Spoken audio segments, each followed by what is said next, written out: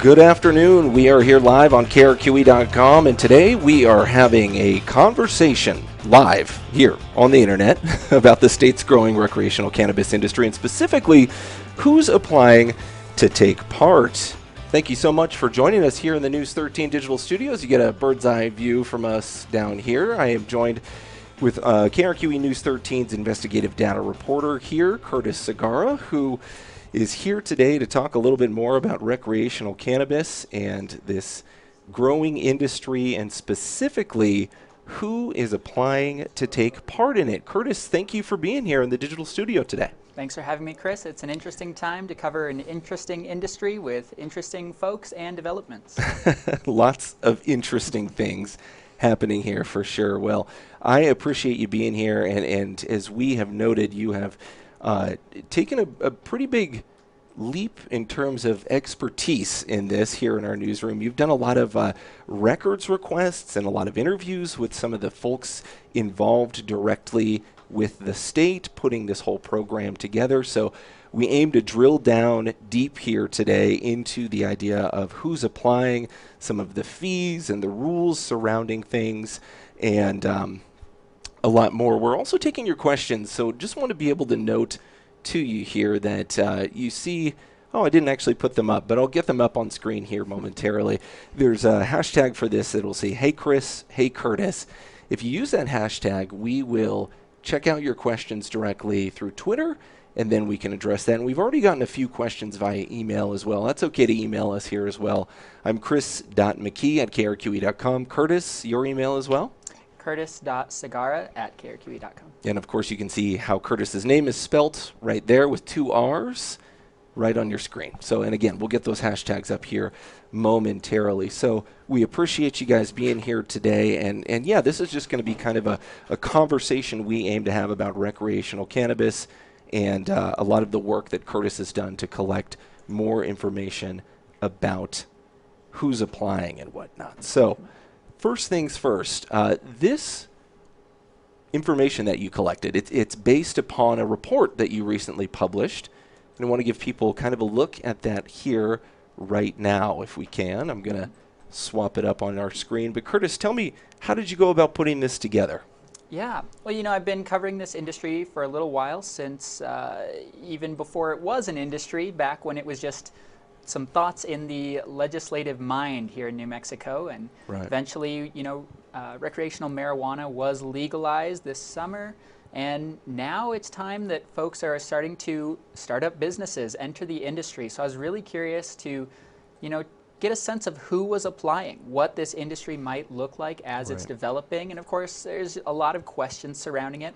So I created a records request, a public records request with the New Mexico Regulations and Licensing Department. And they're the folks that have the Cannabis Control Division, which is the industry or the public body created to regulate this industry. It's a new thing under the new law, and they're really trying to get together and make rules, give out licenses to start this new industry.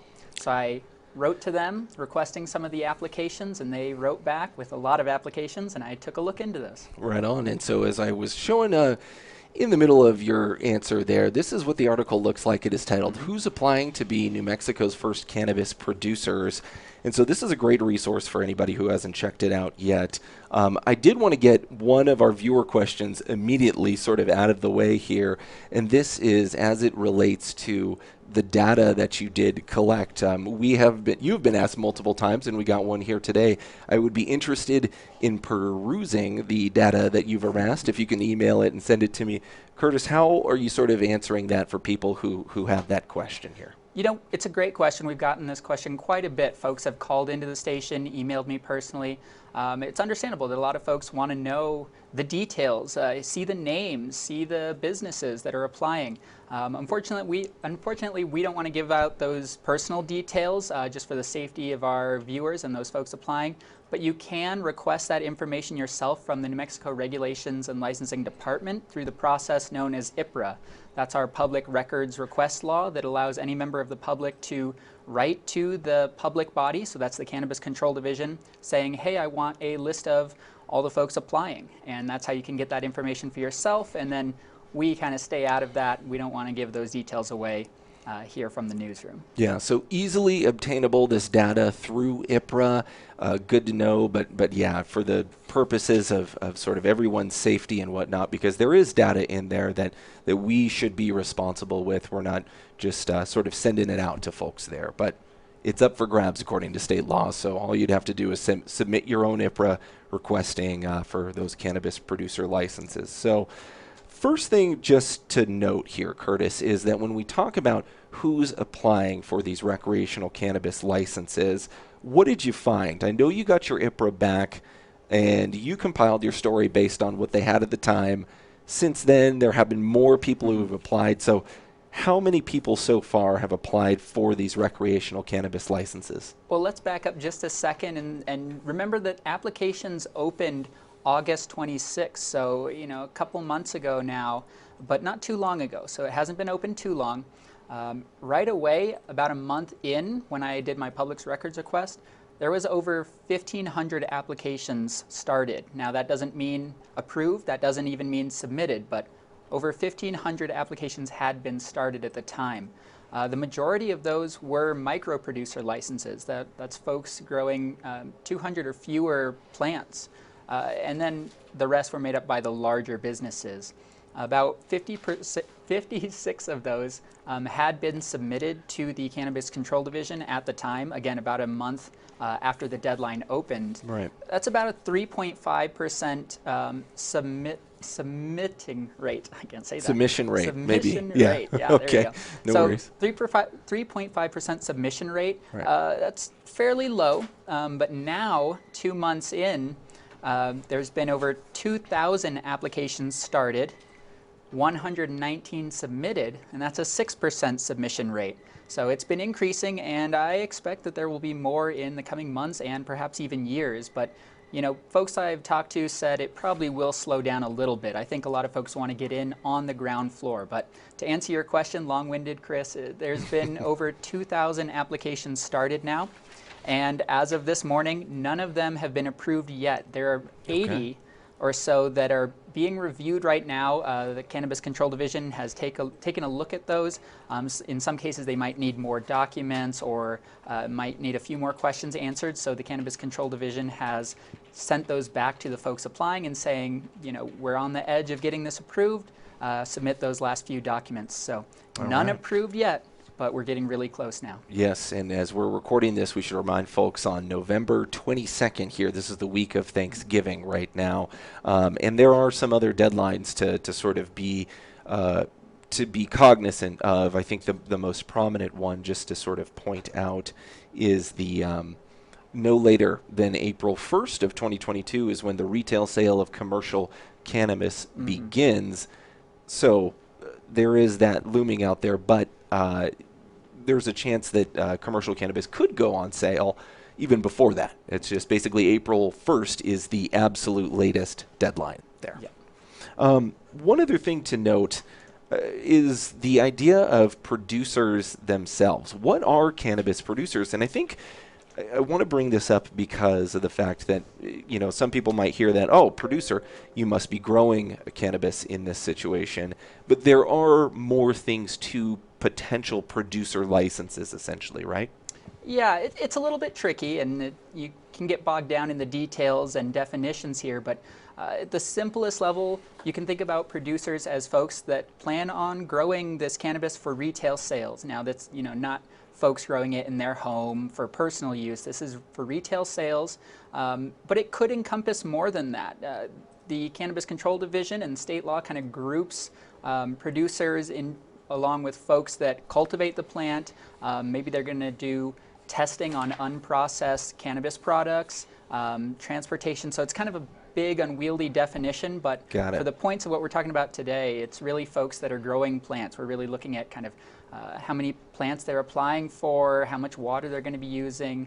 It's really those folks that are going to be growing. Yeah, and so, yeah, the core component being that you will be growing cannabis. However, yeah, that's not to say that that's the only thing that you'd be doing, yeah. While we're on the topic of definitions, it's worth remembering that the state really wanted smaller growers to have a chance at this, to have a foot in the industry at kind of the lower cost.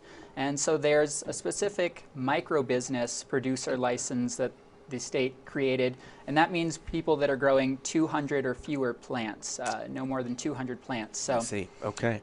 there's that. And we did put together some of these graphics here to kind of showcase just all of the different types of producer fees, so to speak. So I want to put those up here on screen right now. Curtis, you were speaking a little bit to these micro producers you had mentioned in there. There is a difference there between a micro producer and a producer. Yeah, it really comes down to plant count. That goes back to the state law that was passed this summer. They wanted to make sure that smaller businesses could get a grip on this industry without spending too much money for those licensing fees.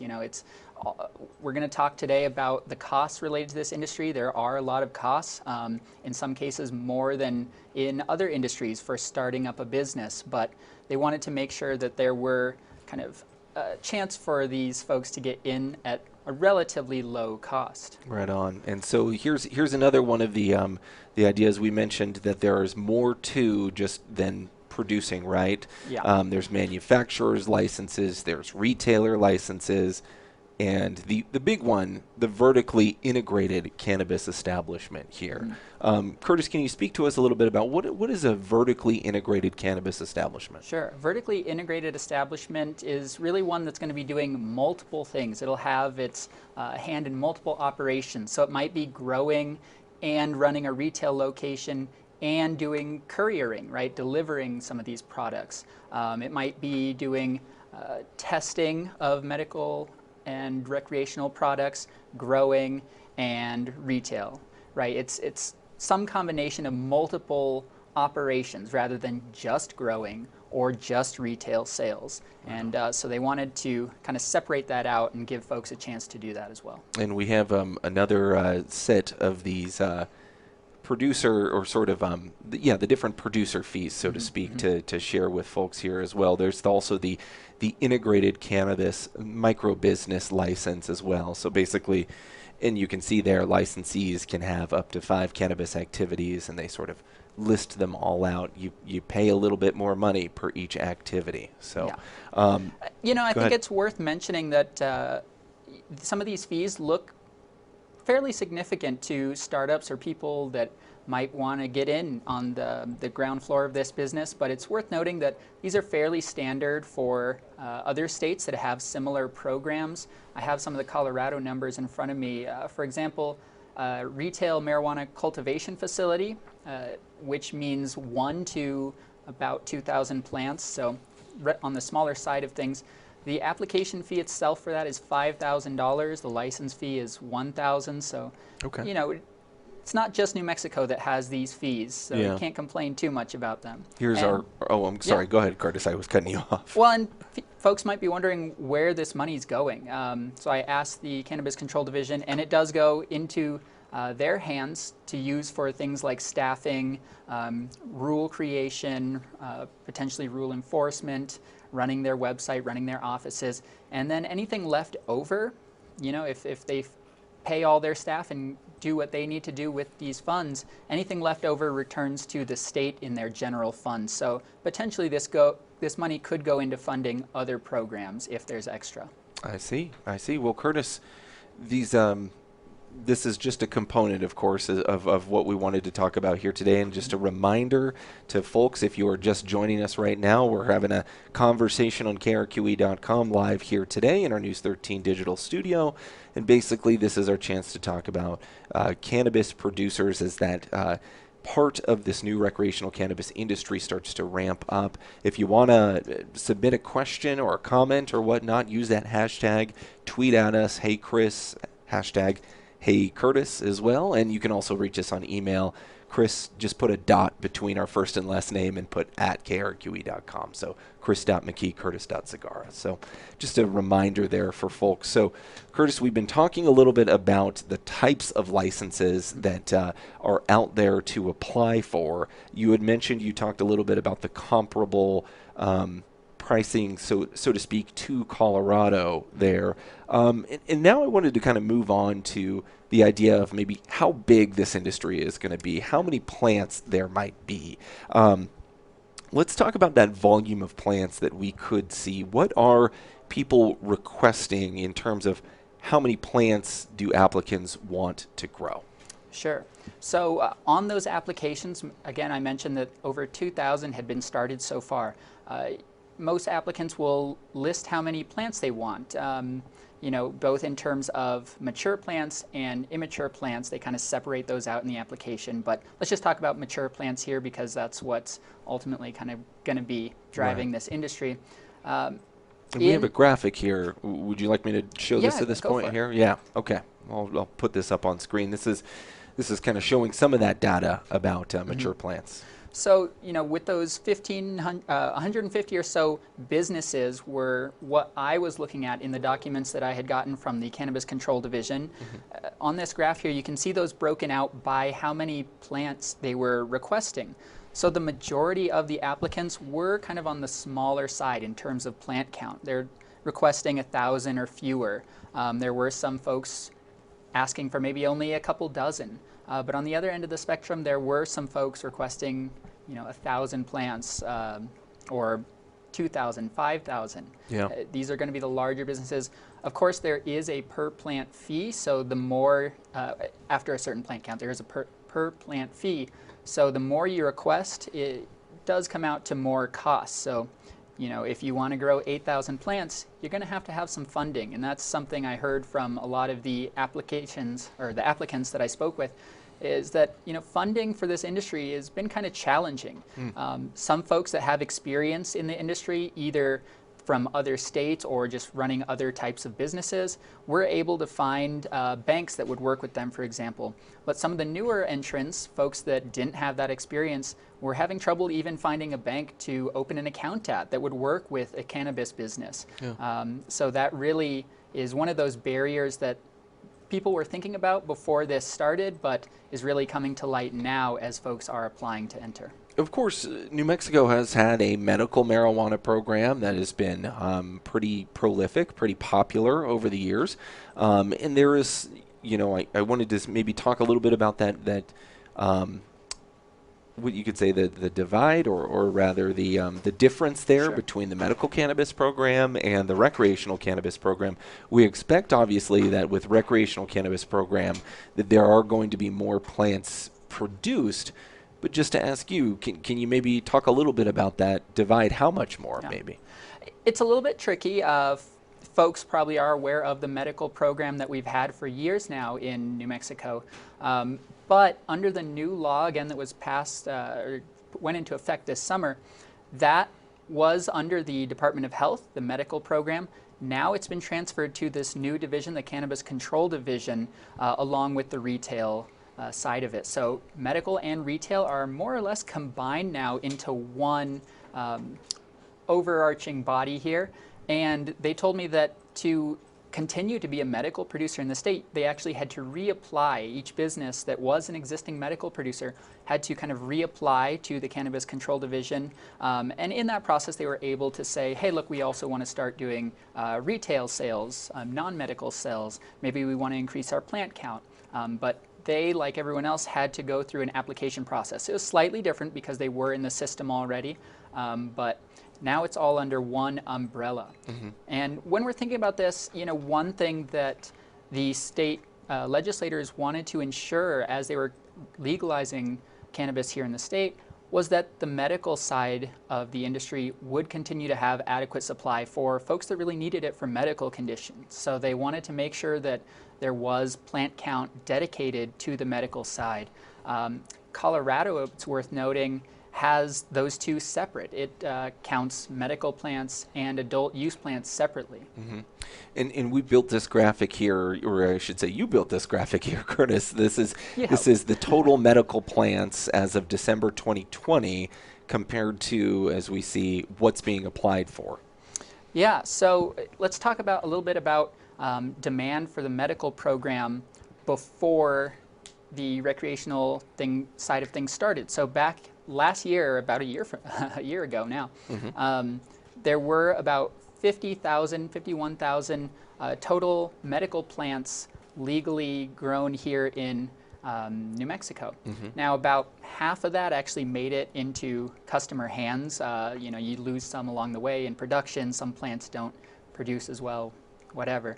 But there's that demand, supply and demand of about 51,000 plants.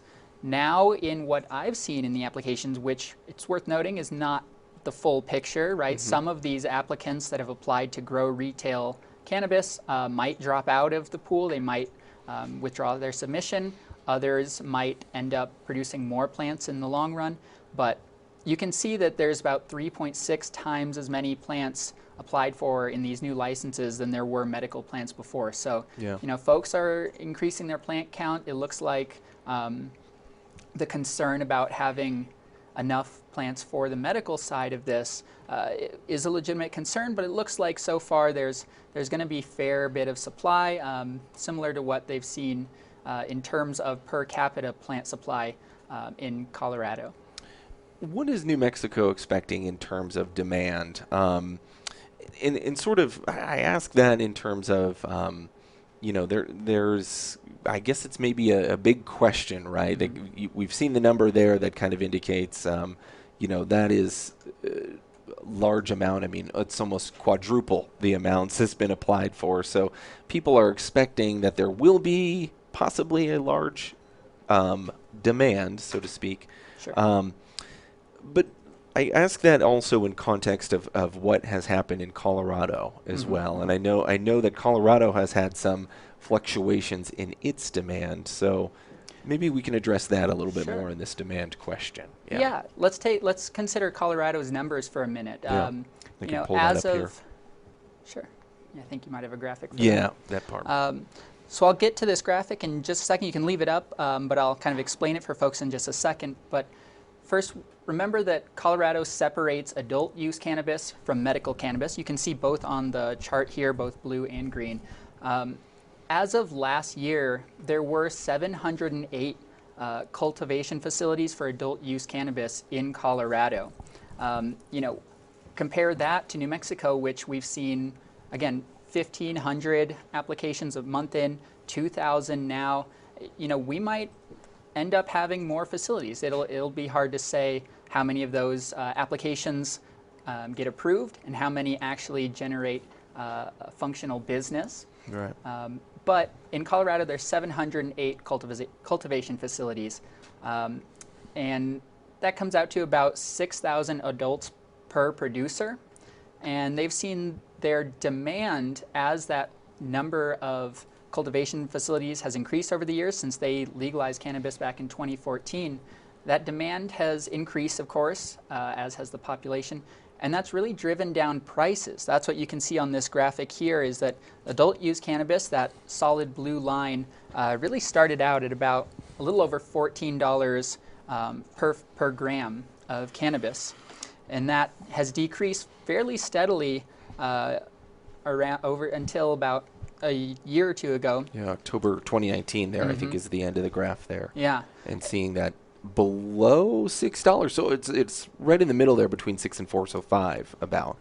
It's quite a dramatic shift when you consider what's happened over that 5-year period. Yeah, it's declined quite a bit, and you know their research suggests that it's just driven by competition and productivity, as you can see here. Now, some of the folks I spoke to that are in the process of applying here in New Mexico have seen this happen in Colorado, in Arizona, in other places that have opened up the industry, and they're concerned that the same thing might happen here, that the price of cannabis might start out at one point. Folks kind of set their production expectations and their costs and all their fees and everything at that price, and they might be breaking even, but if the price goes down due to the increase in production, they might not be able to stay afloat. So some of the folks I spoke to expect that some of the smaller, perhaps less well-experienced folks within this industry might get shaken out, might not be able to sustain their business past this initial period. Yeah. Well, one of the other elements that we've kind of saved to get to is in that question about who's applying.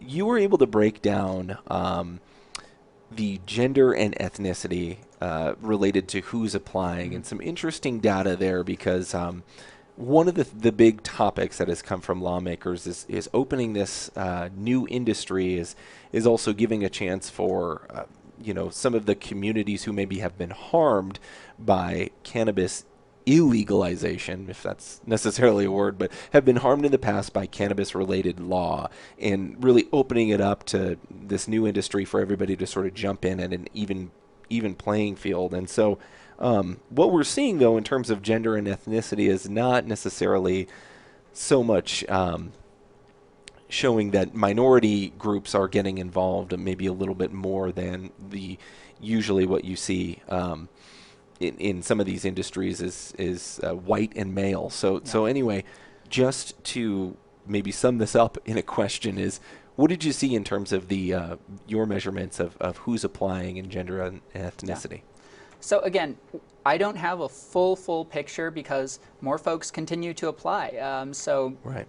I'll give you the numbers here, but just remember, it could change. It could be changing daily. But what we've seen so far is that about 66% of applicants listed as kind of owning or be a controlling interest in these would-be producer businesses, 66% of the folks listed in there identify as white. Now, around 80% of people in New Mexico in general, right, our entire population, identify as white alone according to census data.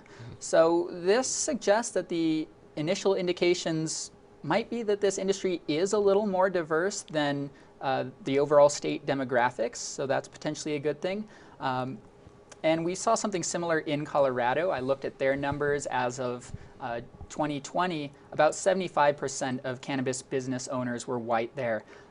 What we're waiting to see for this industry is how the makeup of employees will shake out and shape up in terms of racial, ethnic, gender backgrounds. It's one thing to own a business. There's fewer folks that are going to be owning, and you kind of expect those to be a higher percentage white because you see that in a lot of other industries, and we saw that in Colorado. But in Colorado, we also saw that 68% of employees were white, which is less than the number or the percentage of folks running the businesses. So you expect a little more diversity among employees. So we'll have to see how that shakes out when these businesses get off the ground. On these charts here, you can also see that gender is skewed towards males in terms of ownership and who's kind of starting these applications and these businesses. 66% of those applicants listed were males, so that's fairly high. That's, of course, not in line with state demographic makeup, which is about 50-50 male-female. So it is skewing male, and it's skewing white, and the Cannabis Control Division sees that. They have the same data, too. They recognize that, and like you mentioned, they had a mandate to really ensure that this industry was open to folks that had been harmed previously by cannabis laws. The law itself states that the Cannabis Control Division has to encourage full participation in the cannabis industry by representatives of communities that have been disproportionately impacted by those cannabis laws. They also have to encourage folks from rural communities that are likely to be impacted by this new agricultural product to participate in the industry. But what we're seeing so far is that the demographics tend to skew white and male. And when I spoke to the New Mexico Regulations and Licensing Department Deputy Superintendent, he told me that they're working on getting this industry to be more diverse. They're working with some partners and on some rules that will help ensure that applications are from diverse folks and include good social and economic diversity plans. But last time I talked to them, they said they weren't rejecting any applications solely based on their kind of makeup or plan for diversity inclusion. I see. Well, this is illuminating to be able to see who's getting involved so far. And I think, again, an important note to point out that you mentioned here right at the top of that answer was that the picture is changing continuously. There are more people applying. Applications don't close or whatnot. It's always open, and even since then, there have been more people who have applied since you got that records request back. So, but interesting to see what you found out from the data so far. I also wanted to get to the idea of what's next. What's sort of ahead in terms of the next deadlines, what to expect out of the industry as the state sort of continues the rulemaking process or finalizes the rulemaking process. What's next? First and foremost, I think a lot of folks are hoping to hear back on their applications. So any day now, the Cannabis Control Division could approve some of those initial applications. From the time that they are deemed complete by the Cannabis Control Division, they're submitted and considered complete. The Cannabis Control Division has 90 days to approve or deny those. So some of those applications might be coming up on the deadline fairly soon here. So we might start seeing our first licenses issued soon. Beyond that, the Cannabis Control Division is still working out some regulations and rules. They're still having public comment open for some of those rules. Things like, producer and manufacturer rules about tracking plants so that none can be stolen or illegally obtained. Testing requirements for some of the products, the extracts that might be coming out of these production facilities. They're coming up with rules on cannabis server training programs for folks that want to work in the retail industry. So there's a lot of draft rules still being considered. Folks can go onto their website, the New Mexico Regulations and Licensing Department website, and find and comment on those to get this industry to where where the public wants it to be. So that's some of the important stuff happening soon. You mentioned some deadlines coming up next year. At the beginning, no later than the beginning of next year. And people can see this on the screen here right now as well. Perfect. Yeah. Yeah, there's a few deadlines at the beginning of next year. So we'll see all application license types being processed.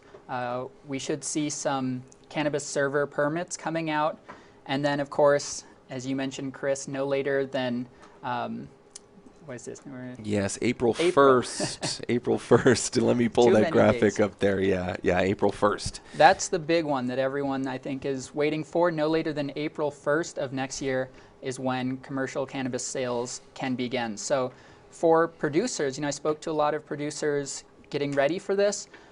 They're really kind of in a time crunch to meet that deadline if they're still waiting on approval to start growing, to meet that April 1st deadline and have products ready on the shelf. This is where that experience, maybe some background in the medical industry or being a previously medical producing individual or business really will benefit some folks more than others because they'll have those plants ready to go when those retail sales begin. Right on.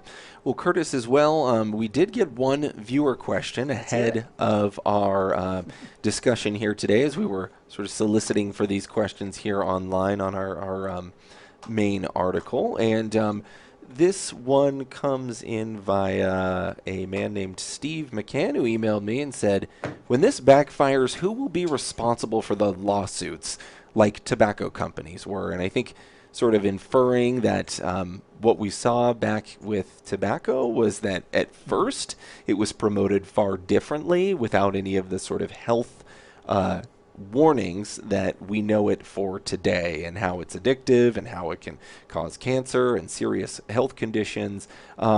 So sort of Steve's question here is suggesting who will be responsible for lawsuits, and he's sort of, I think, inferring or making that leap there that time will tell what happens with cannabis, and we'll sort of maybe discover things along the road, which, who knows if that'll happen, but that is at least his forecast there. So maybe the way to answer this question is when we think about the health and safety regulations that are there in terms of what will be on cannabis products and how it can and can't be marketed, can you give us a little bit of background on that, Curtis? Sure.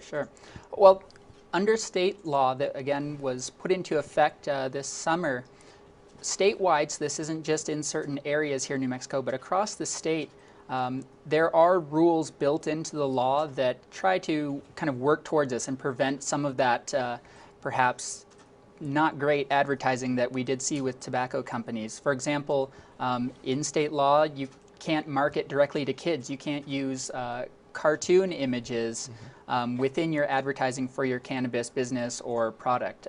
They call this predatory marketing, and specifically has language that prohibits targeting minors or mimicking other kind of minor-friendly brands. So they were thinking about that as they created this law. In terms of some of the health effects, the legislators were also aware of that. They put in the law that they can't have a cannabis establishment or cannabis micro-business, you know, at a certain distance from a school. In most places, that's going to be around 300 feet to make sure that none of the kind of smoke or vapors or whatever there might be from manufacturing or consuming aren't going to be affecting school children. So they were thinking about some of these things ahead of time.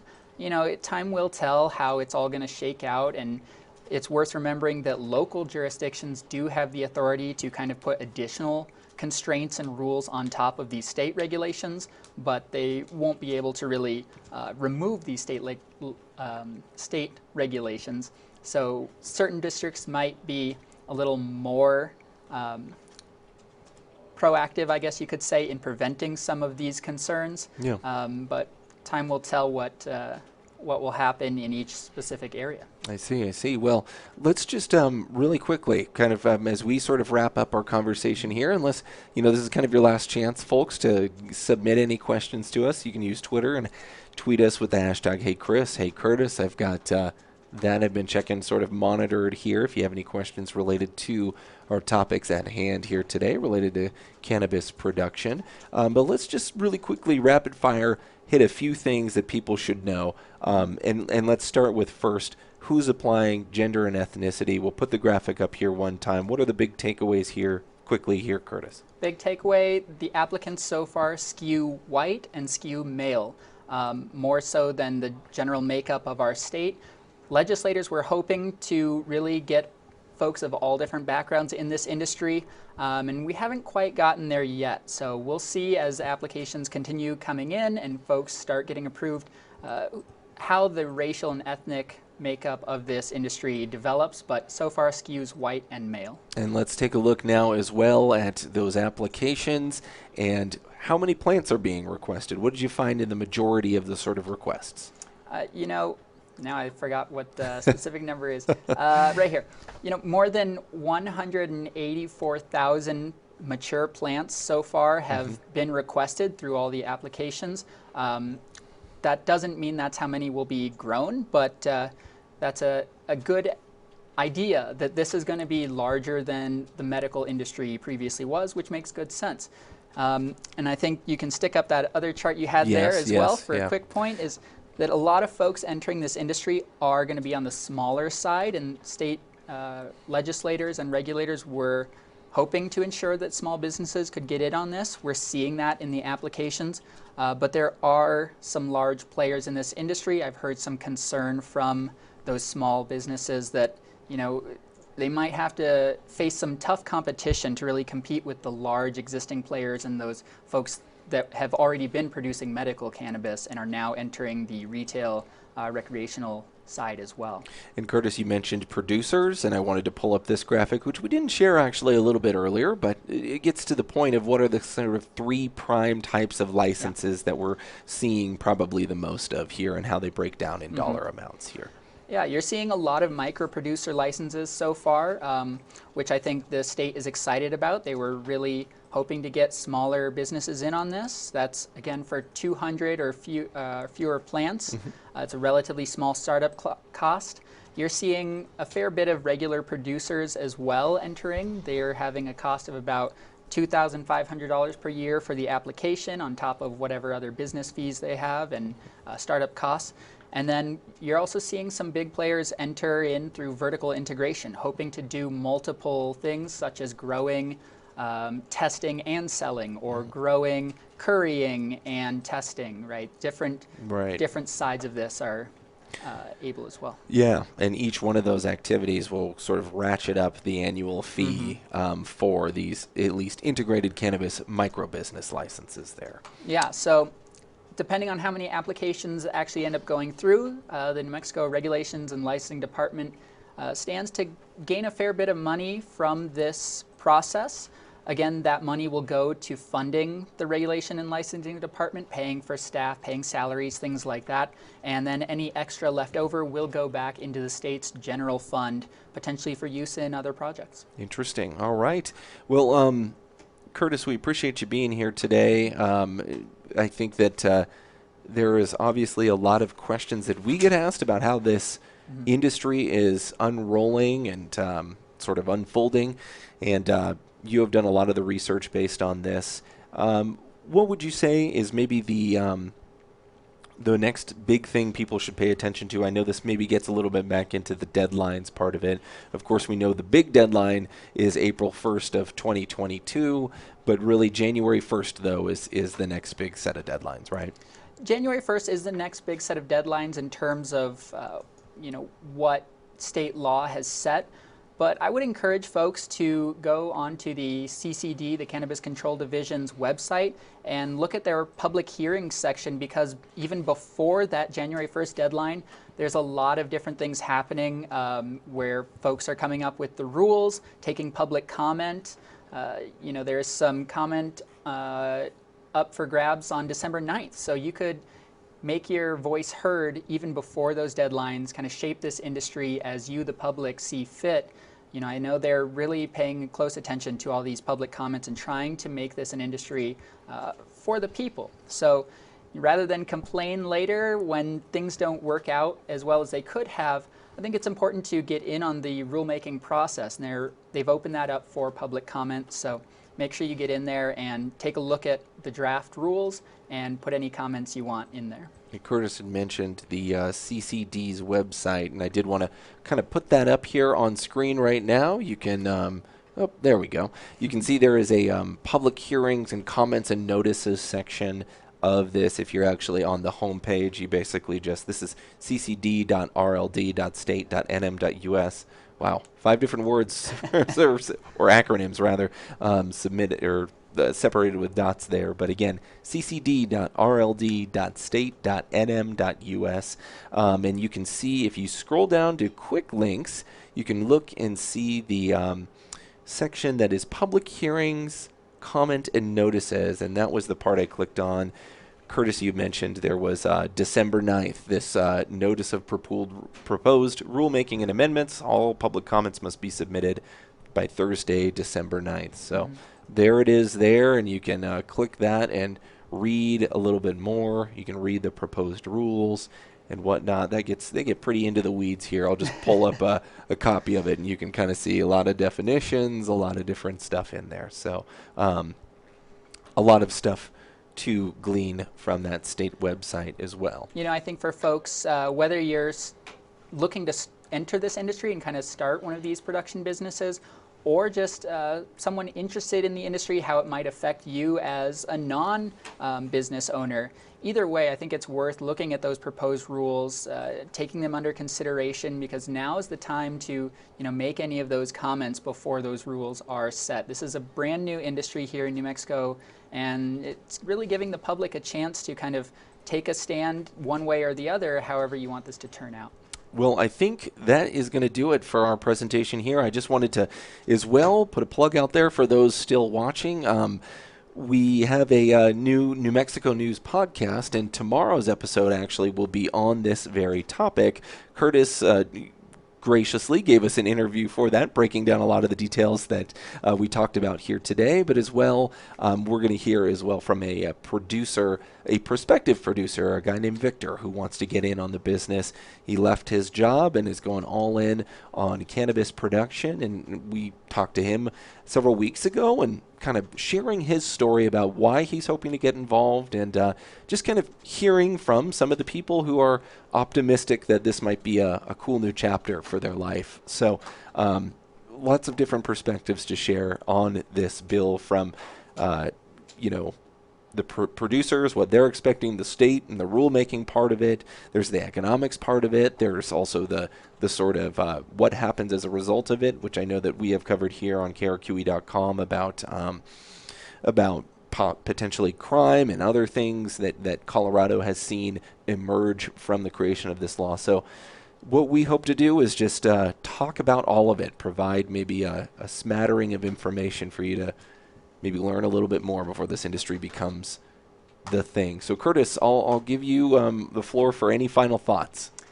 You know, I think there's always more we could talk about here. One thing is worth noting that we have a lot of coverage on this topic at krqenews.com. Mm-hmm. And it's just KRQE.com. Don't worry. Every time I do that. That's okay. That's okay. It's longer than I remember. KRQE.com. You can search. We have a search bar up there. You can just search cannabis. You can find it several different ways, but we have all kinds of articles, whether it's talking about local jurisdictions and their proposed regulations. You can see some of the deep dive articles I've done about the economics behind this. You can see the article we talked about that kind of sparked this whole conversation. And any follow-up coverage will be posted there as well. So feel free to keep an eye on that for more coverage. Indeed. And Curtis, you mentioned, I'll put it up on the screen here actually to just give viewers an idea of where to go and how to get back to that sort of section. But there's a lot of stuff with me as I am on the site. A lot of good articles. Yeah, a lot of good articles on there. Basically, this is our front page of the website. If you go to krqe.com/news/marijuana, you will find all of our articles on recreational cannabis. A lot of different stories to browse through here. A lot of different headlines from, as Curtis mentioned, the rulemaking part of this to, we've done some podcast episodes about this as well, and just even down to, say, Corrales. They are the local village preparing for sort of what the community concerns will be there. So lots of different articles. Big concern there was water, and that's one thing we didn't spend much time talking about today, but all of these folks looking to grow and produce cannabis are going to be using water, so there's all sorts of sides to this issue. The environmental, the public health, the economic. So stay tuned, and if you have anything in particular you're curious about or have knowledge about and want to share with us, you can always feel free to reach out to us as well. Right on. Well, and best way to reach you there, you can at Curtis Segarra there on Twitter, and also the email is what? One more time. curtis.segarra@krqe.com. Perfect. All right. Well, we appreciate those who joined us here today for this discussion on all the ins and outs of the recreational cannabis law here in New Mexico and the changing environment it is fostering.